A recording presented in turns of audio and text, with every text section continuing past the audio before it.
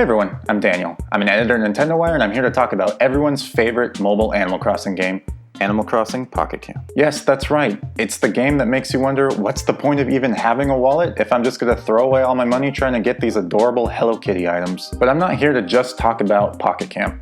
I'm also here to talk about Animal Crossing New Horizons and the way that the two games are going to connect to each other. So let's get right to it.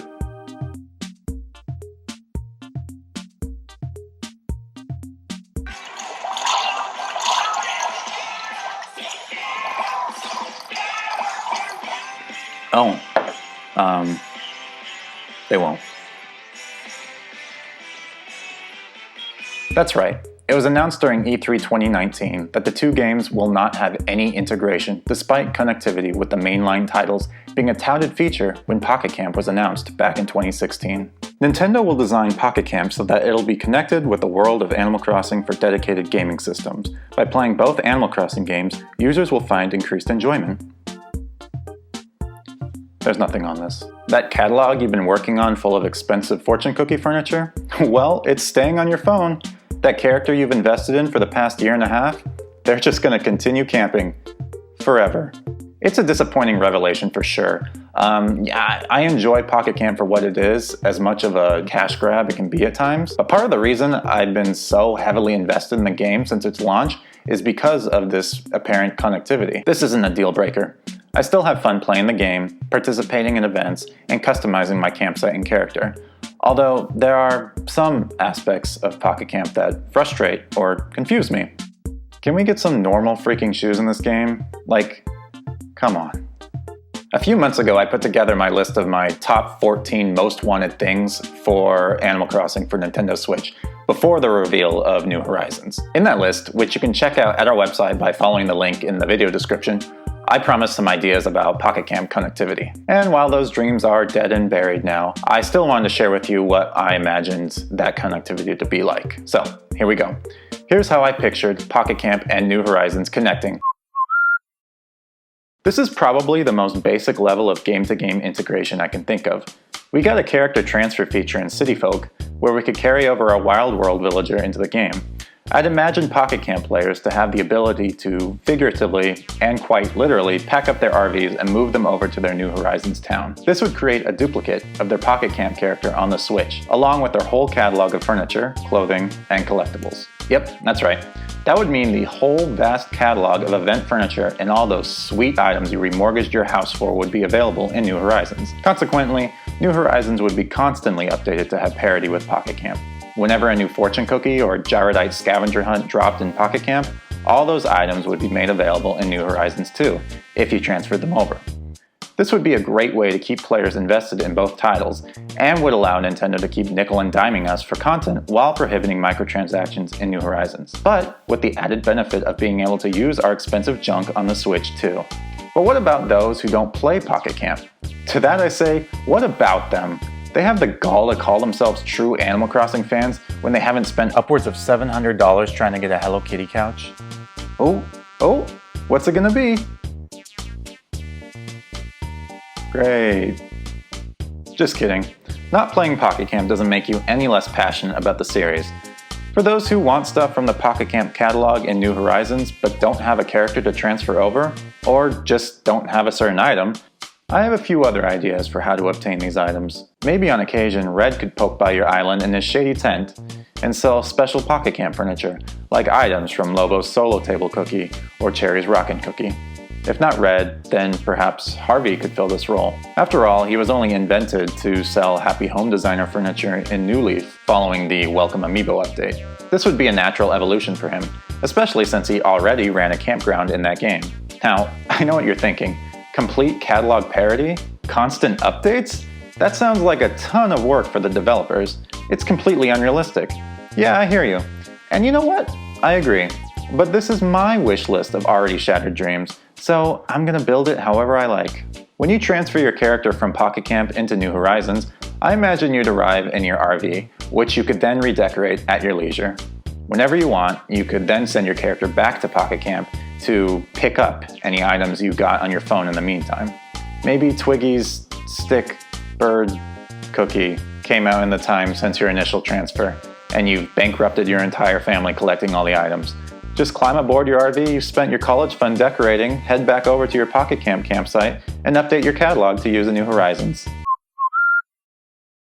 So we covered how this imagined integration would work on the Switch side, but what about on the Pocket Camp side? Here, I picture things being a little less generous. I thought it'd be pretty cool if by connecting your copy of New Horizons to Pocket Camp, it unlocks some exclusive items, campers, and amenities in the mobile game. We've yet to see all the furniture and items that'll be featured in New Horizons, but since the game's theme, at least at the start, is Deserted Island, it makes sense that these special items would fall under that theming convention as well, right? By linking your New Horizons island to your Pocket Camp file, you could unlock something like a grass hut amenity, which would eventually unlock a second tier Secluded Island, and then a third tier Beach Resort amenity.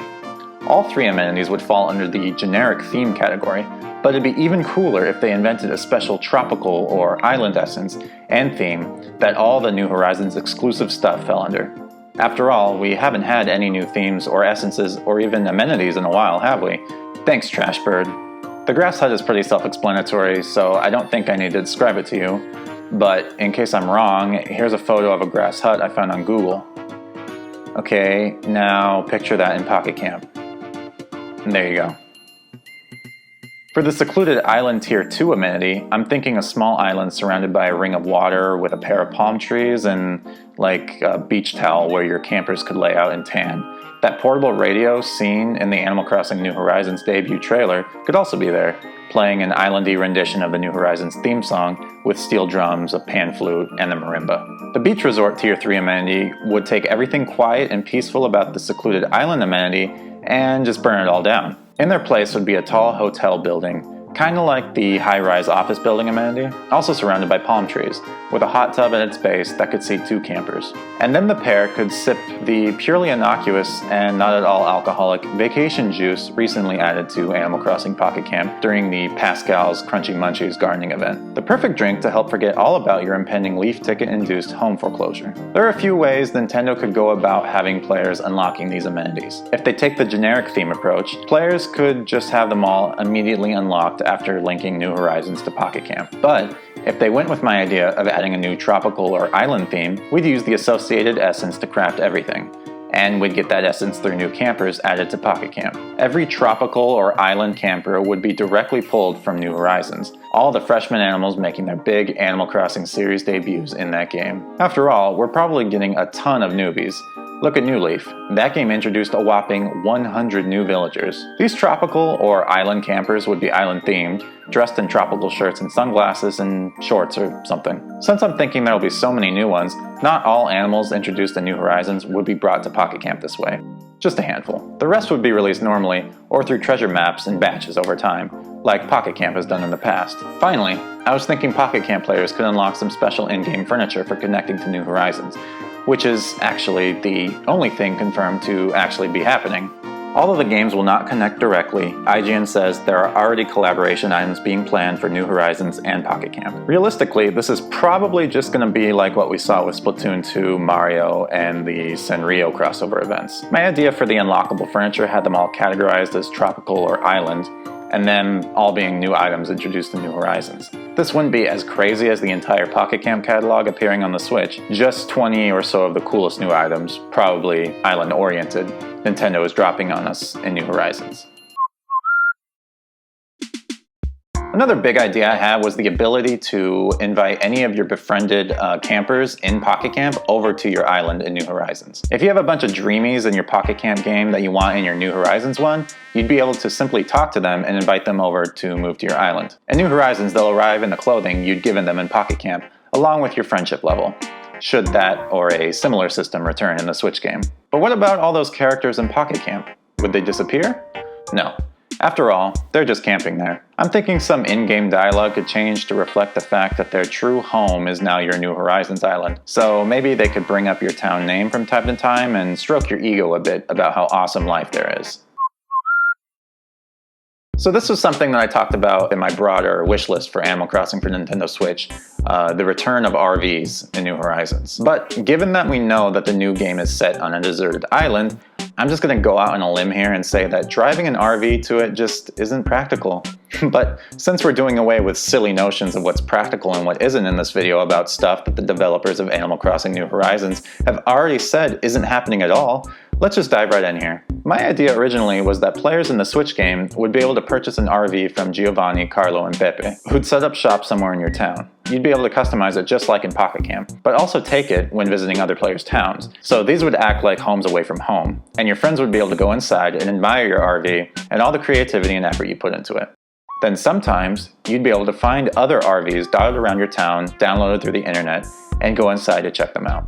So remember how I talked about crossing back into your Pocket Camp town to pick up items you want transferred into your New Horizons game? Well, the game would illustrate this by your New Horizons character jumping into their RV and driving away. Let's just pretend your New Horizons town isn't surrounded by water, because your character straight up driving their RV into the ocean is less cute than what I originally envisioned. By linking Pocket Camp and New Horizons, you'd also unlock special paint jobs for your RV in both games. I'm thinking something like an island print, maybe with little wave patterns and palm trees on the sides, surfboards on the roof, and then maybe give the entire RV some oversized sunglasses over its headlights for that extra touch of tackiness.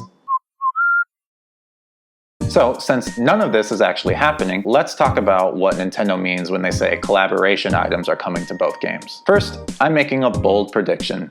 There will be a New Horizons themed seasonal event in Pocket Camp in March 2020. At first I figured maybe we'd get 1 or 2 special items in our Pocket Camp mailboxes to celebrate the launch of Animal Crossing New Horizons, but then I remembered this is a Nintendo mobile game and they're gonna milk it for all it's worth. Instead, on top of some free items, I'm predicting an entire month dedicated to Animal Crossing New Horizons. A gardening event, Gyrodite scavenger hunt, and fishing tourney, all with New Horizons themed rewards. If you don't know, Animal Crossing Pocket Camp tends to do these things called seasonal events each month, which establish an overarching theme for their regular events, so like fishing tourneys and such. I'm expecting March 2020 seasonal event to be something called A Dream of New Horizons, or Deserted Island Jubilee, or March's Masterful Money Sink.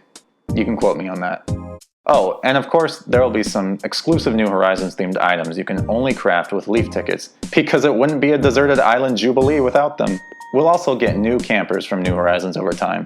I'm thinking at the game's launch we'll get about 5 or 6 New Horizons campers as part of the seasonal event I'm predicting. Over time, Pocket Camp will add more and more of New Horizons fresh meat, but there'll likely be a huge camper blowout leading up to or after March 20th. Also, if we're getting new species like bats or lizards or ferrets or something in New Horizons, consider at least one of them to be a leading contender for addition in Pocket Camp. Well, that's it for my pie-in-the-sky list of ideas. What'd you guys think? Did you like any of my ideas? Do you think my thoughts on what's actually coming to the game are pretty reasonable? Sound off in the comments, and be sure to hit that like and subscribe button if you like this video. Also, if you have time, be sure to stay connected with us on our other channels and by visiting our website too. As for me, well, they re-released Raoul's Beach Cookie a few weeks ago, so I'll be busy applying for a few new credit cards. See you guys later.